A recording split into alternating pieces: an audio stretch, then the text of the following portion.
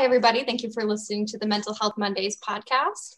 In today's podcast, we'll be talking about self-care and why it's important. I'm Alexis. I am one of the co-presidents of Active Minds. I'm Aaron. I'm the other co-president of Active Minds. I'm Charlene. I am the advisor of Active Minds, as well as a counselor here at the Counseling Center on campus. I'm Samantha. I'm a graduate student here at St. Cloud State, and I co-advise Active Minds. I'm Olivia. I am a member of Active Minds and a student at St. Cloud State. And I'm Sam. I am the newest member of Active Minds, and I'm also a senior at St. Cloud State. So our first question, our first prompt is, what does self-care mean to you? Why is self-care important? I can talk because I actually just in finishing up my graduate school papers, and I know one of the questions or prompts they gave us was, how has COVID-19 affected you? And I'm sure they're looking for like negative aspects of it, but in it, I kind of made it into a positive because I was able to find more time to exercise, more time to be social, hang out with friends, but also have time to do schooling and not feeling that I was like stressed in this like bubble of like having to do everything at once.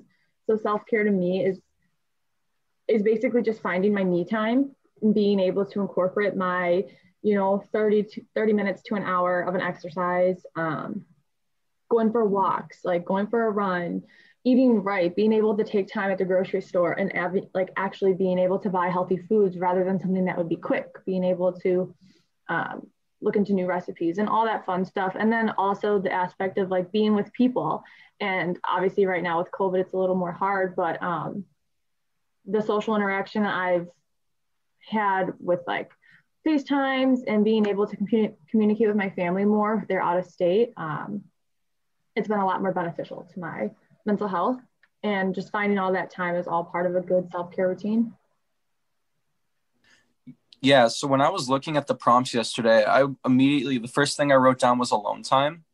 But as I kept writing my list and how it was like peaceful and alone, I realized that I also didn't always want to be alone during my own self-care. Just basically how I would easily define it is just anything where it doesn't feel like I'm putting effort into it. So like over break, one of my friends was back in town and we hung out. All we did was walk her dog together in a park. And that was something that was extremely like calming, therapeutic, and beneficial for me. So anything that you don't feel like you have to go out of your way for, or just able to feel relaxed and in your element, I would say is the perfect definition of self-care. Mm-hmm. Yeah, I can add to that. So self-care to me just means showing kindness to myself and doing activities or doing things that I want to do that I might normally not be able to, and just allowing myself that opportunity and time to just do things that I really want to do, and just kind of even letting my mind just not worry about anything, just showing myself kindness and allowing myself to have that time. Yeah, I know for me, self-care, exactly what you all are talking about. It's is someone in the field who my job is to give, is to be present, to be a sounding board, and I love it. But also I just need to not do that sometimes, and I think a lot of us can tend to be caregivers and really think about the needs and feelings of other people, which is, I think, a wonderful asset to a person's character. But there are times when you just don't want to do that, or it's important not to do that, and just really take care of the caregiver and focus in on ourselves. And so oftentimes in my family, I will say, I'm going to go take some me time, and I'm going to go do what I need to do and just have some downtime. So I think not feeling guilty or feeling self-shame or anything about taking care of yourself, and whatever that looks like is so important. Self-care for me, I guess being alone. I mean, I love being with people and being social and everything and hanging out with people, but I think I'm more of an introvert when it comes down to it. So I really enjoy being alone after like a long, hard day and just relaxing. I think just relaxing is a big part of it for me. That is self-care. Yeah, you all had mentioned like downtime. Some of you that was alone, some of you were with others, just anything that's relaxing. What are some activities that bring you a sense of peace? Running. Running For me is just a sense of like getting outdoors and the fresh air, and honestly getting away from my desk, because my internship is completely telehealth right now. So I don't even leave my house, and I sit in my room for 10 hours a day, and you can imagine how draining that is.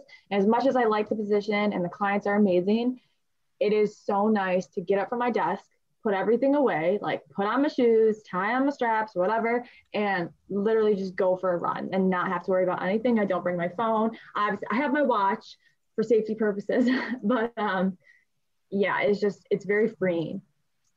And it's a sense to like disconnect almost. I'll piggyback on that, Olivia. I too run. I try to run almost every night after work with my dog. She is a really good listener. Oh, love that. And Samantha, you said reading. Yeah, I said reading and also listening to music. That's what I like to do to kind of relax. Can piggyback on that too. I'll listen to music, definitely fitting the mood, whether I want to just kind of listen to like softer stuff or if I really want to get kind of upbeat in my mood. But I'll do it while I'm doing something else. So I don't have the cardio to run, but I will when the weather is nice, weather permitting. I'll just go outside and I'll kick a football or hit a baseball, just anything where I can be moving and something that I really like to do in my free time just to get outside. Because especially in Minnesota, you really need your sun, and that's a huge effect on it. Yeah, I agree with Erin. Moving my body is really important for my self-care, and just making sure that I implement some form of physical activity into my self-care is really important for me. Another activity I like to do for self-care is just writing, whether I'm like free writing or doing a creative writing or working on a story that I'm writing about. But writing just kind of really relaxes me and kind of allows me to just focus on that writing piece. And so that allows me to give myself the self-care that I need. Yeah, as an English major, I can piggyback off that. Writing really helps me relax, and especially writing poetry, that really helps me. That's what I do in my downtime. You know, I'll add, I am not a writer. I do a lot of writing for my career, but so that I tend not to do that. But with the pandemic, what I've noticed is, Smithy, I'm also a bit of an introvert. I certainly can be an extrovert when I need to, but I prefer to recharge. But I also really love some good girl time and just sitting down with a really good friend, and it could be a guy as well. But I noticed in the pandemic because we have not been able to really spend a lot of social time with the people that we love and care about. When I do get that opportunity from a safe distance, it enriches my soul. And I never realized how important that was. I knew it was important, but I never really knew how important it was until the pandemic, when it was taboo to be able to do that. So going outside on a walk with a friend, having a glass of wine from a distance and still being able to connect is really helpful. How do you prioritize self-care when you're busy or you're stressed or when you feel like your schedule is too packed? I can share first. So how I prioritize self-care is whenever I create my schedule for the week or whenever I work on my time blocking schedule, I always make sure that I, at least for sure, like once a week or a couple of times a week, I always schedule like a self-care activity. So that time is already blocked off. So I don't run into an issue where I like am too busy and don't have anything scheduled. So I found that was really helpful. And then I always try to do my self-care activity in the morning too. So that way I give myself time in the morning to get ready, and I've already done something for myself that day before I start and do things for everyone else or do other project or work. I found that was really helpful. Yeah, for me, sometimes the only real time I can find for any kind of self-care is like right when I'm going to bed. So just even though it's not like the most ideal circumstance, even just like laying in bed and watching a show that I've been watching just to kind of, desensitize, get away from everything else, just to focus on something that in the grand scheme of things doesn't really matter. It's just something that can help take your mind off of everything else in life. And it's really easy for me to prioritize self-care because part of my busy schedule is a self-care routine, which is playing tennis. So I get a whole chunk of my day to self-care every day, which is playing tennis. So that's kind of nice.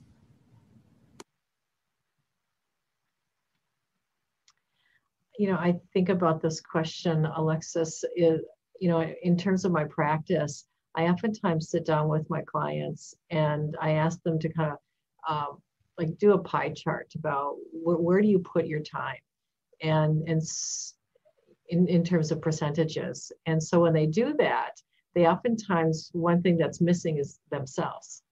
They talk about work, school, studying, appointments, and so it's just important for us to carve in time for ourselves to really schedule that.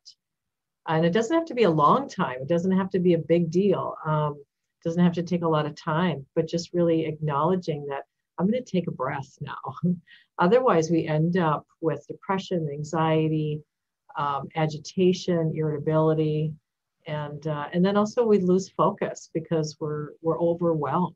Especially with all this Zooming, our mind needs a break. So really scheduling that time for ourselves is so important. And I do that. I practice that. I make sure that I do that at least once a day at some level. I just think it's important. Yeah, it sounds like it all comes down to really, really prioritizing it. And some of you had mentioned like actually putting it into your schedule or having it be a part of your day through like tennis or like when you wake up in the morning or before you go to bed. Why do you think self-care can be so difficult at times? For me, self-care really comes down to being difficult because I'll feel so overwhelmed by every other thing I have to do that I feel like if I put time away from those tasks that I need to do, that my stress will just increase from not having done them or not feeling like I'll put time aside to be actually able to get them done, and I'll just prolong that kind of stress and anxiety from it. So that can be the big obstacle, but generally I'm able to overcome it, but it's definitely the one thing that can make it hard. I definitely agree with you, Erin. I feel in my situation, especially working 10-hour days, I'm off at 7. I need to eat dinner. And then I go to bed. Part of my self-care routine is going to bed at the same time, which also helps me sleep better and wake up earlier. So I really only have that like small gap before bed to really do what I want to do, which is extremely hard right now. And obviously it's not a forever position and my internship will expire, but finding time throughout the day, even when I have, a client cancellation or an hour open, I'm like, okay, yeah, like I can fit in the workout right now. But then I sit there and I'm like, well, I have so many other obligations to do regarding my internship or regarding doing my applications. I'm just like, why would I want to prolong that? Like I need to get it done. It's almost like this race with myself, and there's no race, but it makes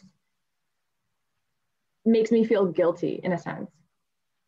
Like, oh, I need to do this over working out because that's more important. But in the long run, working out and having a healthy body is definitely a lot more important because, it makes the most sense.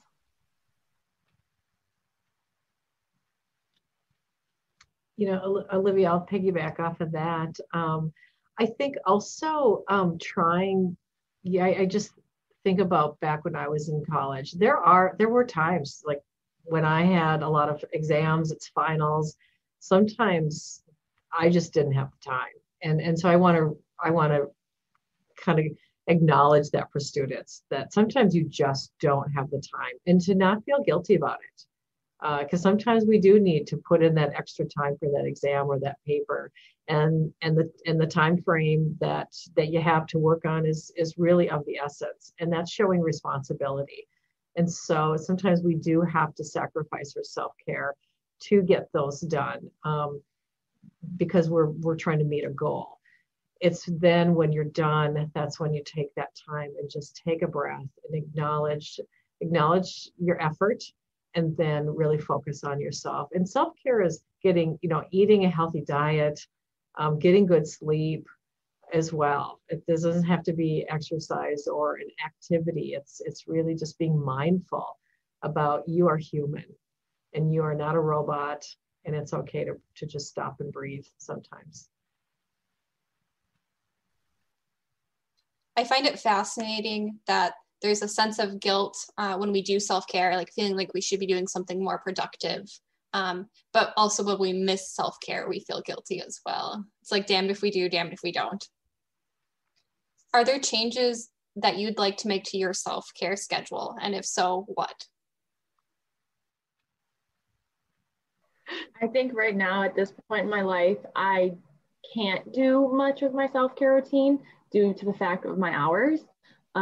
When I do have availability though, I try to incorporate it as much as I can. And that's about all I can do right now. No matter how much I want to change it, there's not really much I can do. I think that's a good realization, like kind of what Charlene had mentioned, just acknowledging that you're human and sometimes you need to put more time to an internship or an exam or something like that. Right, exactly. I guess I'll add two things. One, I think because of the pandemic, my life has slowed down, which I have to say I've appreciated, because it's allowed me to be home more in the evening rather than off to activities that I typically do with family. And so my goal is when we can get back into whatever normalcy will be after the pandemic, to make sure that I don't get myself back into overly functioning with activities. So I never thought about that until you asked that, Alexa. So thank you. It's something to really think about, because I can easily get back into really, I'm a bit type A, so I can tend to be a little over functioning. And so I need to not. Also, for those who are wanting to carve in some self-care, but you don't really know how to, let me give a little plug. The counseling center, the counseling center is offering a variety of self-care opportunities. And so one is called Understanding Self and Others. That is actually a group, it's a therapy group that you can come in and just, these are all telehealth. And all found on our website. It's really a great connecting group where you just really talk about mental health and personal issues. There's also Finding Your Calm, which is, there's 2 series. That's a half an hour once a week. That one you do not need to commit to, but you can sign up and get the link every single week and join in when you can. And it's just really all about relaxation techniques and some psycho ed about self-care. And then Managing Anxiety, which is another weekly, that one's an hour. And if you want the times, you certainly can look on our website. That's just really learning a lot about how to manage your anxiety. And then we also have a trans connection group for trans and gender non-conforming students. So we have a lot to offer. Of course, also we do individual and group therapy here.